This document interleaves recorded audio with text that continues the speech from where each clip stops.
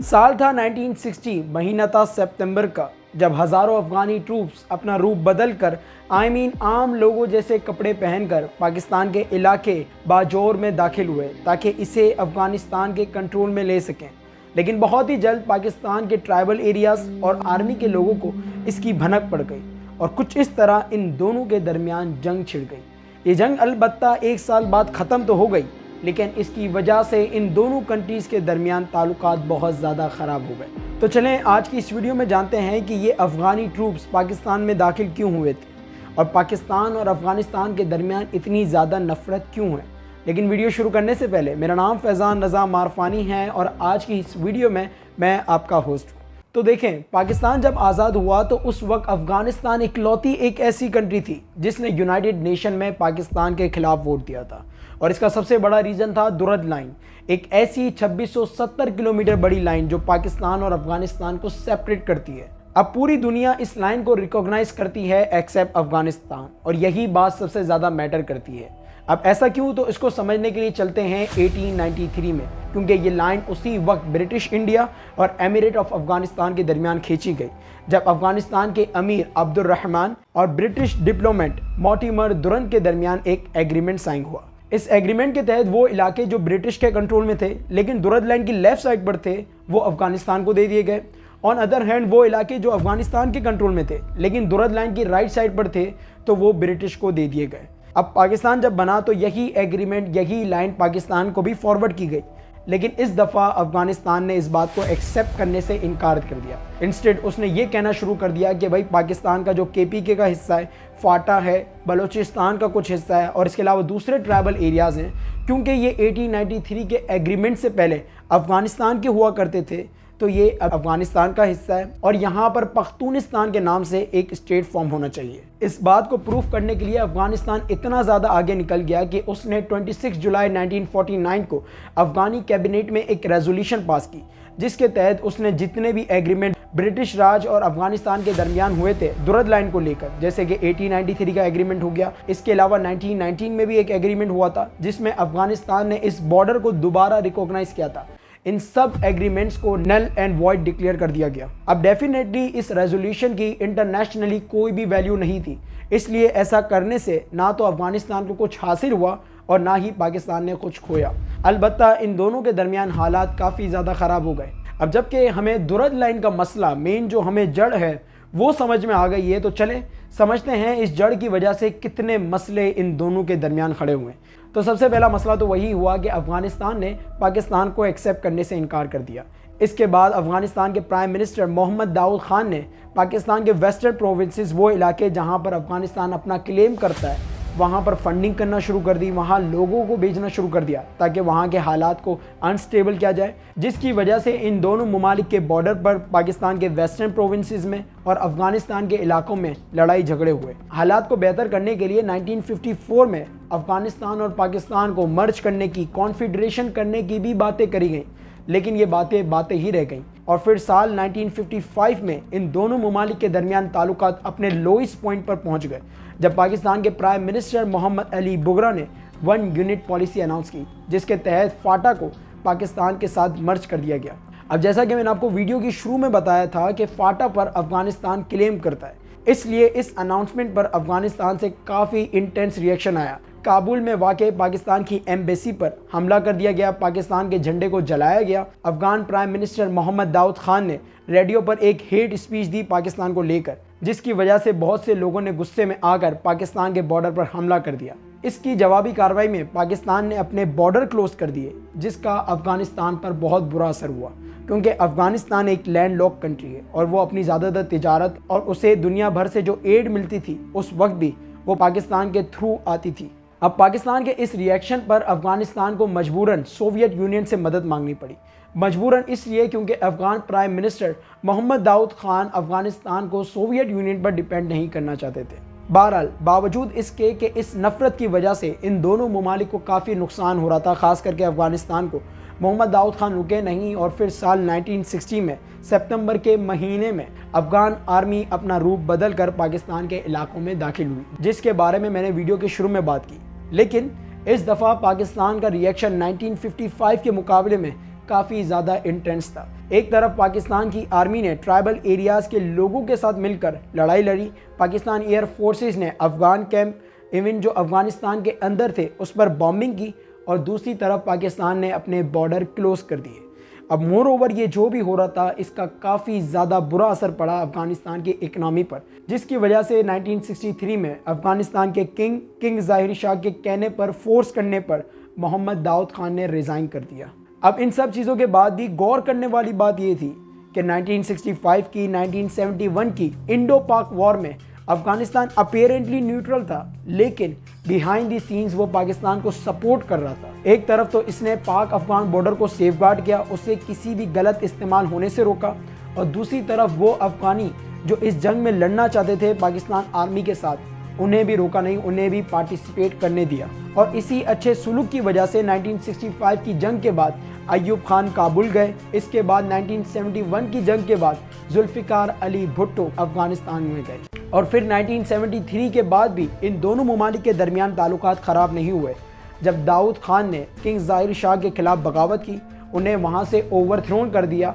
और अपने आप को इस नए बनने वाले रिपब्लिक ऑफ अफगानिस्तान का प्रेसिडेंट डिक्लेयर कर दिया। फिर साल 1976 में अफगानिस्तान के इन्विटेशन पर जुल्फ़िकार अली भुट्टो ने काबुल का विजिट किया, और इसके जवाबी कार्रवाई में मोहम्मद दाऊद खान ने भी कराची पाकिस्तान का विजिट किया, जहां पर इन्होंने पहली दफ़ा दुरद लाइन को as a international border between Pakistan और अफगानिस्तान रिकॉग्नाइज किया। और फिर जैसा कि ज़्यादातर अच्छा वक्त ज़्यादा टाइम तक नहीं रहता, ख़ास करके ऐसी सूरत हाल में ये वक्त भी सिर्फ 2 साल तक ही चला, क्योंकि फिर 1978 में अफगानिस्तान में रेवोल्यूशन आ गई, जिसे दी सौर रेवोल्यूशन कहा जाता है। इस रेवोल्यूशन के नतीजे में मोहम्मद दाऊद खान और उनकी फैमिली को कत्ल कर दिया गया, मार दिया गया, और कम्युनिस्ट पार्टी के लीडर नूर मोहम्मद तराकी इस नए बनने वाले डेमोक्रेटिक रिपब्लिक ऑफ अफगानिस्तान के प्रेसिडेंट बन गए। अब इस डेवलपमेंट के बाद पाकिस्तान और अफगानिस्तान के दरमियान ताल्लुकात काफ़ी ज़्यादा ख़राब हो गए, क्योंकि ये नई गवर्नमेंट सोवियत यूनियन की बिठाई गई थी, और सोवियत यूनियन के साथ पाकिस्तान के ताल्लुकात काफ़ी ज़्यादा ख़राब थे।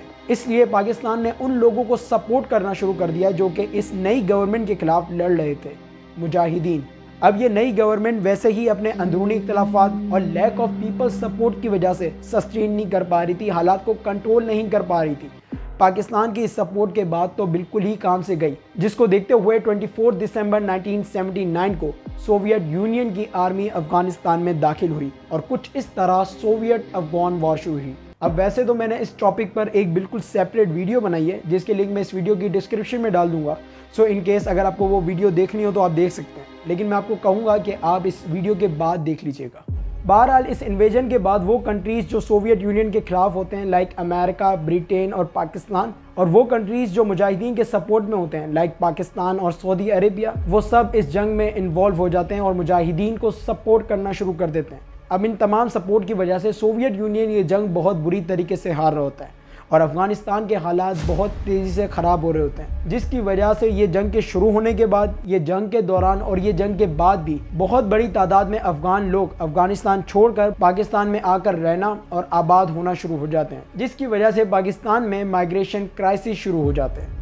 बहरहाल 1989 में करीब 10 साल बाद सोवियत यूनियन फाइनली अफगानिस्तान से विड्रॉल करता है, लेकिन जाते जाते वो गवर्नमेंट की कुर्सी पर अपनी मर्जी का बंदा मोहम्मद नजीबुल्लाह बिठा देता है, और इसी की वजह से डिस्पाइट इसके कि 1988 में पाकिस्तान और अफगानिस्तान के दरमियान एक एग्रीमेंट साइन हुआ था, जिसमें ये डिसाइड हुआ था कि पाकिस्तान अपने काम से काम रखेगा, अमेरिका अपने काम से काम रखेगा, सोवियत यूनियन अपने काम से काम रखेगा, और कोई भी अफगानिस्तान के मामले में इंटरफेयर नहीं करेगा। लेकिन इन ममालिक में से कोई भी रुकता नहीं है। एक तरफ अमेरिका और पाकिस्तान मुजाहिदीन के लिए अपनी सपोर्ट जारी रखते हैं ताकि वो सोवियत बैक गवर्नमेंट के खिलाफ लड़ सके, और दूसरी तरफ सोवियत यूनियन भी अपनी मदद जारी रखती है ताकि वो इन मुजाहिदीन को रेजिस्ट कर सके। लेकिन फिर सोवियत यूनियन के टूट जाने के बाद हालात बदलने लगते हैं, क्योंकि इसके बाद वो एड जो सोवियत यूनियन से आती थी वो रुक जाती है, जिसकी वजह से नजीबुल्लाह के लिए अफगानिस्तान के हालात को कंट्रोल करना बहुत मुश्किल हो रहा होता है। और दूसरी तरफ पाकिस्तान और अमेरिका की तरफ से सेलेक्टेड मुजाहिदीन को फुल सपोर्ट मिल रही होती है। जी हाँ, सेलेक्टेड मुजाहिदीन। और इसी के साथ मैं ये भी क्लियर करता चलूँ कि देखें इस पॉइंट ऑफ टाइम तक मुजाहिदीन में भी काफ़ी ज़्यादा इख्तलाफात पैदा होना शुरू हो जाते हैं,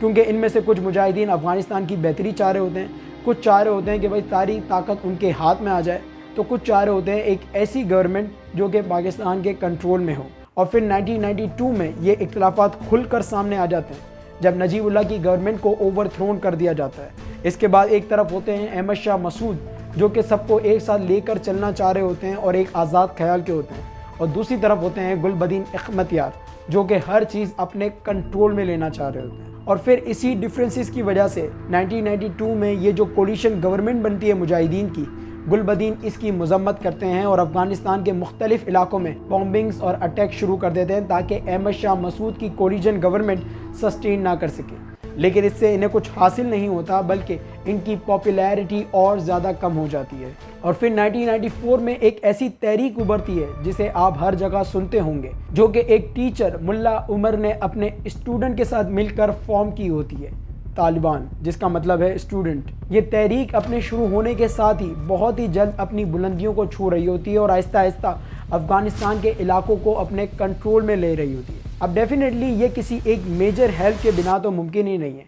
तो भाई इसे सपोर्ट कर रहे होते हैं अमेरिका और Pakistan. America millions of dollars spend कर रहा होता है सिर्फ बुकों की छपाई पर, ऐसी बुक्स जिसमें जगह जगह पर guns, violent images, violent messages, जो कि स्टूडेंट्स का ब्रेन वॉश करते हैं और उन्हें जंग के लिए उभारते हैं। अब इन तालिबान को तो पाकिस्तान और अमेरिका सपोर्ट कर रहे होते हैं, लेकिन सवाल ये पैदा होता है कि अहमद शाह मसूद के पास इतनी ताकत कहाँ से आ रही है? तो भाई अहमद शाह मसूद को सपोर्ट कर रही होती है इंडिया। बहरहाल थ्रू आउट 1994-1996 अफगान तालिबान और अफगान गवर्नमेंट के दरमियान जंग होती है और फिर फाइनली 1996 में इन जंगों के नतीजे में अफगान तालिबान अहमद शाह मसूद की गवर्नमेंट को हटा देते हैं और ख़ुद इनकी जगह पर आ जाते हैं। लेकिन फिर सुई वही दुरद लाइन के मसले पर आकर रुक जाती है, क्योंकि ये अफगान तालिबान भी इस लाइन को रिकॉग्नाइज करने से मना कर देते हैं। कहा जाता है कि जब नसीरुल्लाह बाबर, जो कि एज अ इंटरमीडिएरी काम कर रहे थे बिटवीन पाकिस्तान एंड तालिबान, इन्होंने जब मुल्ला उमर को इस लाइन को रिकॉग्नाइज करने का कहा तो उन्होंने इनको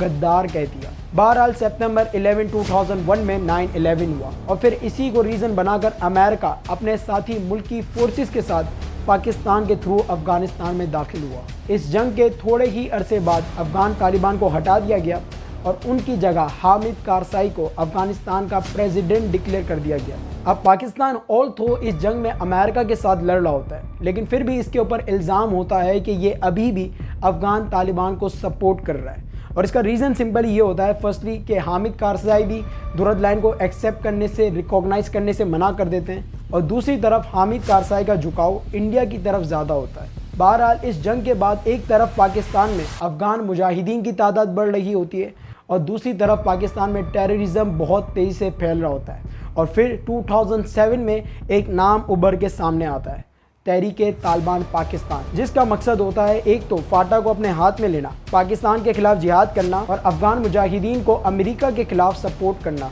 अब इस ग्रुप की वजह से एक तरफ तो पाकिस्तान और अफगानिस्तान के ताल्लुक ख़राब हो रहे थे और दूसरी तरफ पाकिस्तान और इंडिया के, क्योंकि पाकिस्तान की तरफ से इंडिया पर यह इल्ज़ाम लगाया जा रहा होता है कि इंडिया इस ग्रुप को फंड कर रहा है, इंडिया इस ग्रुप को सपोर्ट कर रहा है, जस्ट लाइक वो 1960s के एंड में मुफ्ती बाहिनी बांग्लादेश लिबरेशन आर्मी को सपोर्ट कर रहा था और ट्रेन कर रहा था। अब 2008 में आसिफ अली जरदारी के प्रेसिडेंट बनने के बाद अफगानिस्तान और पाकिस्तान के ताल्लुकात थोड़े बेहतर होना शुरू हो जाते हैं और फिर इन अच्छे ताल्लुकात के बदौलत ही पाकिस्तान और अफगानिस्तान के दरमियान 2010 में ट्रांजिट ट्रेड एग्रीमेंट साइन होता है, जो कि दोनों कंट्रीज को तिजारत के लिए एक दूसरे के रोड्स, रेलवेज, एयरपोर्ट्स इस्तेमाल करने की इजाज़त दे देता है। अब वक्त गुजरता है और पाकिस्तान में टेररिज्म बहुत तेज़ी से फैल रहा होता है और फिर दिसंबर 16, 2014 में पाकिस्तान में एक खौफनाक सानिया होता है, पेशावर स्कूल अटैक। इस इंसिडेंट के बाद पाकिस्तान से टेररिज्म को ख़त्म करने के लिए पाकिस्तान आर्मी ऑपरेशन ज़र्ब-ए-आज़म,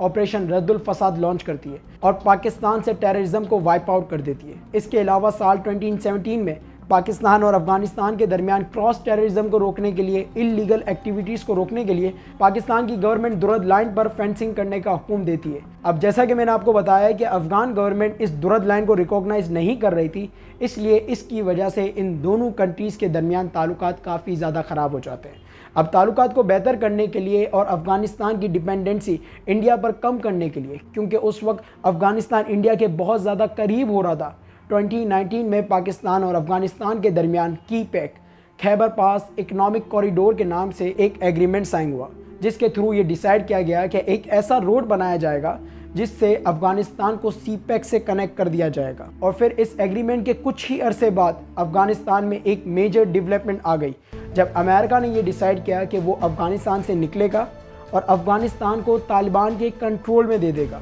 अब इस डेवलपमेंट पर पाकिस्तान के प्राइम मिनिस्टर का कहना था कि अफगानिस्तान ने गुलामी की जंजीरें तोड़ दी। ज़हनी गुलामी की जंजीरें तोड़ना ज़्यादा मुश्किल होता है, जो अभी अफगानिस्तान में गुलामी की जंजीरें तो तोड़ दी उन्होंने। अब डेफिनेटली ये जो सिचुएशन थी ये पाकिस्तान के लिए एक मेजर विन थी, लेकिन एट द सेम टाइम एक सीरियस वार्निंग भी, क्योंकि देखें आफ्टर ऑल तालिबान एक मिलिटेंट ग्रुप है और इसकी जीत खास करके तहरीक तालिबान पाकिस्तान के लिए एक उम्मीद है कि जब अफगान तालिबान दुनिया की सुपर पावर को हरा सकते हैं तो ये भी पाकिस्तान को हरा सकते हैं। और ये बात वाज़ेह भी है, देखें अफगानिस्तान पर तालिबान के टेक ओवर के बाद पाकिस्तान के वेस्टर्न प्रोविंसेस में टेररिज्म काफ़ी ज़्यादा फैल गया है। अब इन टेररिस्ट अटैक्स पर इंस्टेड के अफगान तालिबान क्रैकडाउन करें, वो पाकिस्तान से कह रहे हैं कि वो तहरीक तालिबान पाकिस्तान से बातचीत करें। अब ये बात कुछ हद तक ठीक भी है, लेकिन इस मामले में अफगान तालिबान के यहाँ से काफ़ी अनसेटिस्फैक्ट्री रिस्पॉन्स मिल रहा है। फर्दरमोर अफगान तालिबान का दुरद लाइन को लेकर